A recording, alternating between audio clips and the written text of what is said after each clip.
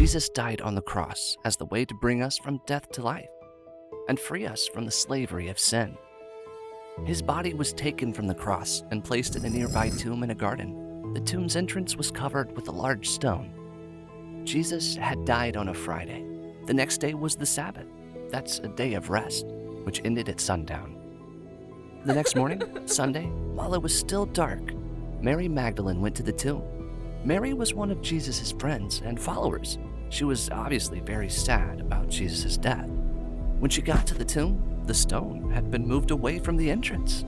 She ran to tell two of Jesus' disciples, Peter and John. They ran to the tomb to see for themselves.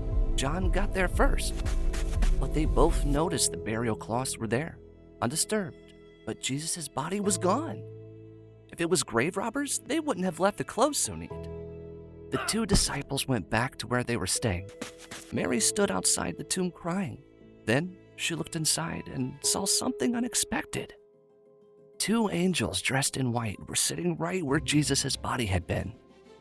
They asked her, "Woman, why are you crying?" "They have taken my Lord away," she answered. "I don't know where they have put him." Then Mary turned around. There was someone else behind her, a man. He also asked her why she was crying. "Who are you looking for?" he said. She just wanted to know where Jesus' body was. Perhaps this man had taken it. Then the man said her name, Mary. At once she knew it was Jesus. He had risen from the dead and was right there in front of her. Mary was so excited he was alive. She cried out, "Rabboni!" That means teacher. Jesus sent Mary with a message to his other believers. "Tell them I am ascending to my Father and your Father, to my God and your God." This meant that soon Jesus would go to heaven to be with God, the Father.